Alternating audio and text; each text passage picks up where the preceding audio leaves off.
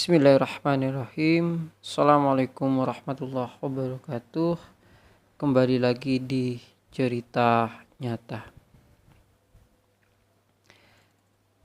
Ceritakan ini dibagikan oleh beliau, namanya sebut saja Pak Atmojo, dan nama panggilan biasa sebut Pak Mo. Jadi singkatnya, Pak Mo ini sudah lama tinggal di Jakarta.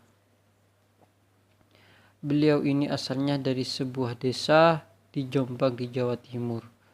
Pak Mo sendiri cerita bahwa dulu ketika beliau masih tinggal di Jombang itu masih banyak warganya ini yang melakukan aktivitas ritual yang jauh dari nilai-nilai agama.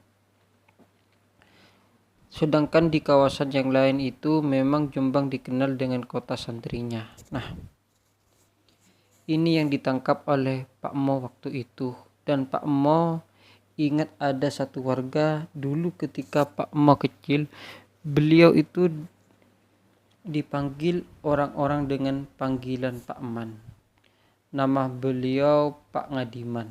Nah, dulunya Pak Ngadiman ini adalah seorang pegawai negeri, tapi belakangan ketika Pak Mo sudah menikah, sudah berkeluarga dan sudah pindah di Jakarta, Pak Mo ini dengar dari tetangga-tetangga yang masih tinggal di sana bahwa Pak Ngadiman ini di usia tuanya itu beliau sering melakukan ritual-ritual atau praktek-praktek yang jauh dari agama. Nah, menurut kabar dari orang-orang, Pak Ngadiman ini sempat mendalami ilmu kanuragan. Jadi semacam pencak silat, terus kemudian beliau mendalami ilmu kanuragan. Dan tentu orang-orang seperti Pak Ngadiman ini adalah oknum yang tidak tahu apa yang membuat mereka melakukan hal itu. Yang jelas ada kesaksian dari warga bahwa Pak Ngadiman ini keluar di tengah malam terus. Pulang-pulang itu selalu membawa bungkusan kresek warna hitam atau pokoknya bawa sesuatu yang dibawa ke rumah. Nah, karena warga sendiri agak curiga karena 5 tahun terakhir memang Pak Ngadiman ini sempat mengalami musibah, yaitu anak satu-satunya itu meninggal, sedangkan Pak Ngadiman ini di masa tuanya itu hanya tinggal bersama anaknya, sedangkan istri dan juga yang lain sudah meninggal lebih dulu. Dan ketika anak yang terakhir ini meninggal, disitulah mungkin kejiwaan Pak Ngadiman ini agak terganggu dan mulailah banyak hal-hal yang di luar nalar manusia yang dilakukan oleh Pak Ngadiman. Jadi ternyata ketika malam itu Pak Ngadiman ini pulang ke rumah dan bawa bungkusan kresek warna hitam atau bawa sesuatu. Itu barulah warga tahu sendiri bahwa Pak Ngadiman ini sering bawa bangkai hewan. Kadang Pak Ngadiman itu bawa bangkai hewan yang sudah dibuang di sungai. Jadi ada beberapa penduduk yang mempunyai atau beternak ayam. Kemudian ayam ini mati, ayamnya dibuang di sungai, diambillah oleh Pak Ngadiman dan dibawa pulang. Kadang-kadang beliau ini dimasak. Dan kadang-kadang beliau ini cuma potong-potong daging ayam yang sudah jadi bangkai dan dimakan mentah-mentah. Seperti itu. Nah, hal kemudian ini diketuai warga. Menurut warga, bukan berarti warga yang lain tidak peduli dengan Pak Ngadiman. Setiap hari ada saudara jauh dari Pak Ngadiman, ini masih keponakan Pak Ngadiman sendiri. Yang keponakan ini masih sering kirim makanan ke rumah Pak Ngadiman. Tapi tidak tahu kenapa kok Pak Ngadiman ini sukanya makan hal-hal seperti itu. Makan bangkai terus menerus, makan hewan yang aneh-aneh seperti kucing, terus kadang-kadang beliau ini makan cicak, pokoknya aneh-aneh banget. Nah, muncul kesimpulan dari warga bahwa Pak Ngadiman ini kayaknya memang melakukan sebuah ritual sesat, tapi tidak tahu apa.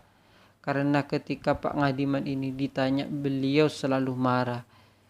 Singkatnya, Pak Emo posisinya waktu itu ada di Jakarta ini juga mendengar cerita tentang Pak Ngadiman. Pak Emo sendiri di Jakarta itu beliau punya warung makan, dan di situ Pak Emo mempekerjakan 3 orang karyawan yang semuanya karyawannya ini adalah keponakan Pak Emo yang aslinya dari Jombang. Jadi Pak Emo ini setiap tahun menjelang Lebaran beliau selalu pulang ke Jombang ya untuk bersilaturahmi dengan keluarga yang lainnya. Sebagai suatu ketika di tahun 2020 dapat kabar dari keponakannya ini mau menikah. Jadi ada catatan bahwa anak Pak Emo yang perempuan satu-satunya namanya Eka ini sudah berumah tangga, sudah berkeluarga, dan sudah punya anak. Memang Eka dari awal ketika Pak Emo merantau ke Jakarta, Eka ini tidak pernah ikut ke Jakarta. Dia masih tinggal di Jombang. Jadi ketika mendapat kabar undangan dari keponakannya yang mau menikah, Pak Emo itu akhirnya pulang bersama karyawan-karyawan yang keponakan-keponakan itu. Jadi ceritanya Pak Emo waktu itu menaiki mobil besar, mobil Suzuki APV, dan di belakang keponakan-keponakan Pak Emo ini duduk di belakang. Singkatnya perjalanan menuju Jombang itu lancar, tidak ada gangguan apapun. Ketika sampai di Jombang, karena acara pernikahan ini belum dimulai, jadi masih persiapan, dan di situ kondisi ramai banget. Nah, Pak Emo ini sempat melihat pada hari pertama ketika Pak Emo tiba di Jombang itu, Pak Emo melihat Pak Ngadiman sempat jalan dan sempat berhenti agak lama persis di seberang rumah keluarganya Pak Emo. Nah, Pak Emo sempat tanya ke beberapa saudara-saudara itu, Pak itu ngapain kok di situ, dipanggil siapa tahu belum makan. Nah, kata keluarga-keluarga yang lain, udah biarin mas, itu Pak Ngadiman biasanya dikirimi keponakan makanannya. Kok lagian gak mungkin mau Pak Ngadiman itu disuruh masuk terus. Nah akhirnya Pak Ngadiman ini pergi sore harinya. Pak Ngadiman datang lagi. Yang dilihat oleh Pak Emo itu Pak Ngadiman ini datang terus, kemudian beliau itu cuma berdiri melihat ke arah rumah. Tapi waktu itu Pak Emo tidak sempat melihat. Jadi Pak Emo ini melihat itu hanya terakhir kali ada Pak Ngadiman lagi. Pas mau dipanggil sama si Pak Emo, Pak Ngadiman ini sudah pergi. Akhirnya malam harinya ketika beberapa hari bapak-bapak dan keponakan-keponakan lagi ini, Pak Emo ini nongkrong di luar ngopi sambil ngerokok. Pak Ngadiman ini datang lagi. Terus ketika Pak Ngadiman ini datang, salah satu keponakan Pak itu memanggil si Mbah Ngadiman ini. Terus Mbah Ngadiman itu langsung mendekat, sudah ngopi belum? Ini rokoknya, ayo sini sambil jagungan. Nah langsunglah ambil rokok beliau, langsung nyalakan rokoknya. Intinya Pak Ngadiman ini ikut nimbrung. Tapi beliau ini tidak banyak bicara. Ketika Pak mau tanya gimana kabarnya, katanya sakit. Iya, ini sakit itu, tapi cuma manggut-manggut, tidak pernah menjawab dengan jelas. Setelah itu Pak Ngadiman bilang ke Pak Emo, "Mo, aku duwe nasi barongan, aku punya kepala barongan, kamu mau beli apa mau minta?" Terus Pak Emo itu tahu bahwa Pak Ngadiman kondisinya akhir-akhir ini susah.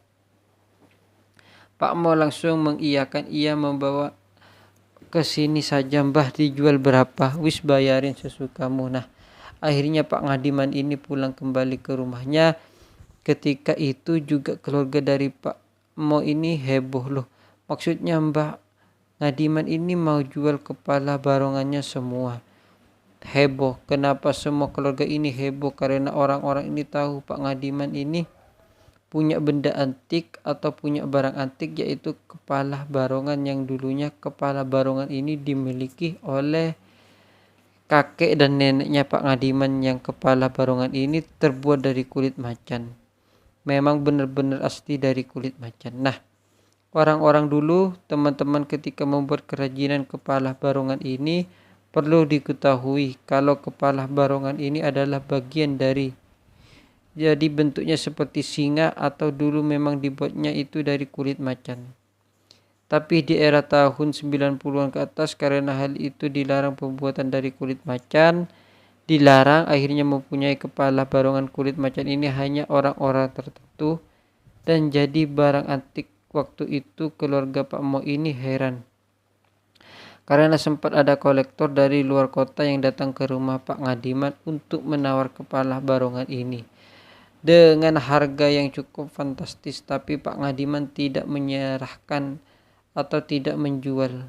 Kok anehnya ketika Pak Mo datang, kok Pak Mo Ngadiman ini sendiri menawarkan ke Pak Mo. Akhirnya semua keluarga Pak Mo ini bilang wis bayaran berapapun bayar, karena banyak orang yang menawar kepala barongan ini tidak dikasih sama Pak Ngadiman. Mereka tahu memang Pak Ngadiman ini ada gangguan kejiwaan, jadi mungkin inilah penyebab kenapa Pak Ngadiman tidak mau menjual kepala barongan ini kepada orang lain. Nah, mungkin waktu itu moodnya Pak Ngadiman ini lagi bagus atau gimana, kok tiba-tiba menawarkan kepala barongan ini kepada Pak Mo. Nah, singkat cerita sekitar 10 menit kemudian Pak Ngadiman ini datang sambil bawa kepala barongan itu. Diserahkan ke Pak Mo, terus Pak Mo bilang, "Bah, ini aku bayar." "Berapa wis bayaran?" "Dibayar 2.000. Pertama dibayar 200.000, sangat tidak masuk akal sekali. Padahal sebelum-sebelumnya Pak Ngadiman ini disaksikan oleh para warga sekaligus disaksikan oleh keluarga Pak Mo ketika ada orang yang dari luar kota, seorang kolektor yang menawar kepala barongan ini. Pak Ngadiman dengan harga mengasih harga kisaran 5 juta rupiah. Pak Ngadiman ini tidak bisa ngasih waktu itu dengan entengnya. Pak Ngadiman ini ngomong ke Pak Mo supaya Pak Mo cuma bayar 200.000. Nah, semua orang kaget. Langsunglah salah satu keluarga Pak Mo ini langsung ngomong ke Pak Mo bayar langsung. Nah, bayar langsung saja, dibayar, karena Pak Mo ini kasihan sama Pak Ngadiman karena cuma uang 200.000. Pak Mo merasa uang 200.000 itu cukup sedikit, tidak ada artinya dengan karya seni yang seperti ini. Akhirnya Pak Mo ambil uang lagi, ditambahi uang tersebut jadi 1 juta dan diserahkan kepada Pak Ngadiman. Terus Pak Ngadiman ini masih bingung, "Loh, Mo, aku ini jual cuma 200, kenapa kok kamu kasih 1 juta? Sudahlah, aku gak mau, aku ambil 200 saja." Nah, kemudian Pak Ngadiman ini pergi, orang-orang heran, memang Pak Ngadiman ini aneh banget. Pak Ngadiman ini dikasih uang 200.000 malah cuma diambil. Padahal ini karya seni yang tidak ternilai harganya. Terus mereka pun mengabaikan. Terus Pak Ngadiman ini bilang ke saudara laki-lakinya, "Mas, ini aku titip uang ke Pak Ngadiman. Uang ini tetap kasih ke Pak Ngadiman, kasih." Soalnya akhirnya diterimalah uang tersebut. Nah, singkatnya cerita pernikahan dari keponakan Pak Ngadiman ini pun berjalan lancar. Di situ banyak sekali acara-acara hiburan yang lain sebagai terus acara-acara musik. Pak Mo berpamitan pulang kembali ke Jakarta. Nah, sebenarnya Pak Mo sendiri itu tidak terlalu tertarik dengan benda-benda semacam ini, benda-benda antik dan benda-benda magis yang didapat oleh Pak Mo itu tidak seberapa tertarik, karena ini adalah barang-barang yang benar-benar punya sejarah yang tinggi. Dan Pak Mo ini ingat betul ketika dia masih kecil, kepala barongan ini ketika dulu dipentaskan oleh orang tuanya Pak Ngadiman itu rasanya suasananya itu jadi beda. Jadi Pak Mo itu kayak ada ikatan sejarah dengan kepala barongan ini. Dari kecil inilah yang membuat saya tertarik untuk membelinya. Terima kasih, semoga cerita ini bisa bermanfaat. Assalamualaikum warahmatullahi wabarakatuh.